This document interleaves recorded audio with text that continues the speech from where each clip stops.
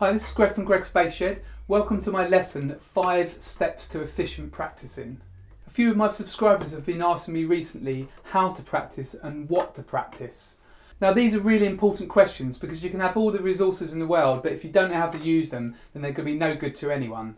So I'm going to pick 5 steps to help you to practice efficiently, and by the end of the video you'll be able to go away and form your own practice routine or practice schedule. Now I'm going to give you several resources throughout the video to help you with your practice routine.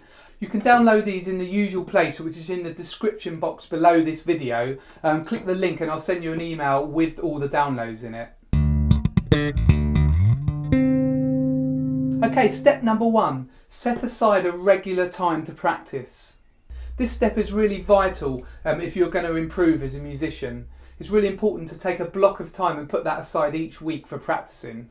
I'd suggest initially for trying to get 45-minute blocks 5 times a week. This repetition with your practice is necessary and really important if you're going to progress to be a decent musician. You don't really need to practice at the same time each day. I practice at different times a day, but make sure you can block out a certain time when you can prioritise practicing. Step number 2, pick target areas to practice. Once you have your regular practice time in place, it's important to pick areas that you're going to work on with your playing. You may already know what you want to work on, but if not, I've got a really good resource that you can download below. It's called Target 3 Areas to Quickly Improve and Progress. This has a set of questions first of all, and then I'll give you information to pick certain areas to practice. For example, you may want to start reading music, or you might want to improve and start with your jazz playing, or you might simply just want to have your notes to ring out more cleanly. Being clear about what your aims are will really help you to challenge yourself and to progress quickly. Step 3, practice at a level that challenges you. Now it's really important that you work on material that's not too hard or too easy for you. I mean, it's human nature to stagnate and pick the same bass line and play that over and over again week after week after week. But if you pick bass lines that are a little bit harder than your current level, then this will really challenge you and you'll notice your improvement really quickly. Material that's too easy won't really do this, and material that's too hard will probably just frustrate you as you won't be able to play it. Remember, it's best to learn incrementally in small steps. Now on my channel I've got a bassline breakdown series, and if you're a real beginner then you might want to look, for example, at the Nirvana tracks. You should be able to play those bass lines with a bit of practice, and if you're at a more advanced level then look at the other tunes in there, or look at my technical exercises for example. Step number 4, plan your practice schedule. Now that you have time put aside to practice and you know what you're going to work on, it's time to break your practice time down into sections. If you have a 45-minute practice session, for example, I'd suggest breaking that down into 3 15-minute blocks. Now these blocks could look something like this.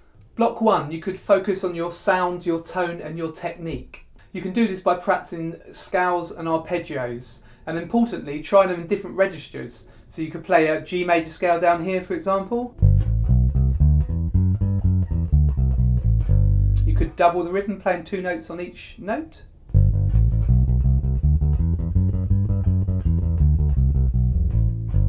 And then you could play, say, an F major up high, so you could play it starting on the 13th fret. And really listen to your sound, make sure you're getting a clean sound. You can work on that by playing the scales slowly. So I've got a couple of video lessons on this channel that can help you with that.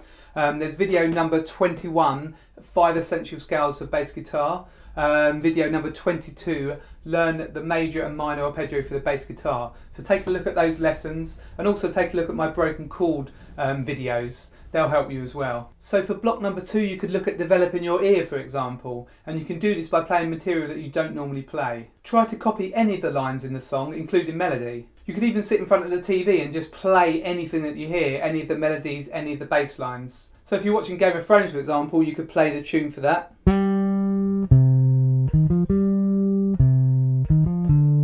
Just try and copy that when you're playing along. Now one thing I used to do to get practicing is when I was singing nursery rhymes to my boy when he was young, I used to play along with the tune at the same time. Actually still on a double bass, but you can do it on electric. Try it, it's actually harder than you think, and it really improve your ear playing and your melody playing. For block 3 I'd say work on music theory. So you could pick an area you want to develop in, like reading music for example, or learning to play jazz, and really look at the theory behind that.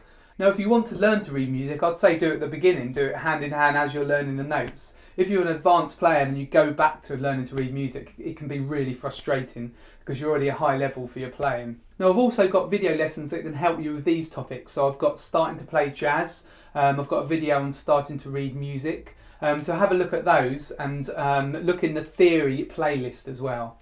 The last step, step number 5, is to use all the resources that you can get your hands on. There's a wealth of information online to help you develop as a musician. Use some of the free resources there or buy an online course. Obviously I've got my channel here at Greg's Bass Shed. I've got over 40 lessons in there, and the best way to use these is to look at the playlists because I've put them into series. It's easier than looking at the whole list of videos and trying to work out what's there. Now, as it's a relatively new channel, I've got quite a lot of series with only a few videos in them. But remember, I'm adding a new video every Friday, and I'll be topping up all those playlists. So you've got, say, 10 videos in each playlist. So have a look at the titles of the playlists and pick what you want to work on. For example, I've got a bass beginner series or a music theory series. Now, you also might want to look at my website, gregsbassshed.com. There's a resources page on there. You can find that by clicking on the home page. You'll see some categories at the top. You can click on the resource tab. I've got 2 printable tables in there to help you. One you can plan out your month, it's broken down into days, and another one you can log all your practice time. So you can click on those and print those out. I've also got appendices in there, and they're the bonus material for my bass beginner guide. So have a look at those. I'll be putting new material in those all the time. You can print those out as well. There's material there to practice your reading or to practice your scales and arpeggios. If you do wish to buy a resource to help you, then you can buy my bass beginner's guide, and that will take you from a beginner right up to intermediate level, to a really good level if you work all the way through that. There are 120 pages in that, covering topics such as reading music, scales, arpeggios, getting a better tone, how to practice. And that comes in ebook form, so digital form, so you look at it on your laptop, iPad, phone, or you can print that out. And if there's enough demand, I'll look into printing that out into book form. Please leave a comment at the bottom of this video or email me if you'd like me to print that into a book if you prefer that format. Now there are a lot of exercises and bass lines in my ebook. These help you with your rhythm, with reading music, lots of other topics, and you can get the bonus material on my website. So you could work through that chapter by chapter, and that will give you a really good framework for month by month, for example, or you can just pick out the areas that you want to work on. So to summarise the lesson, I'd say the quickest way to improve as a musician is to look honestly at your playing, then set short and long-term goals, and through organised practice achieve these goals. In the last 25 years of my professional playing and teaching, I've picked up the need and the ability to practice really fast and really efficiently. So my personal aim with Greg's Bass Shed is to pass on as much of that information to you as I can. Now I believe anyone can progress to a really good level as a bass player. It's just a matter of putting some time, effort and thought into it.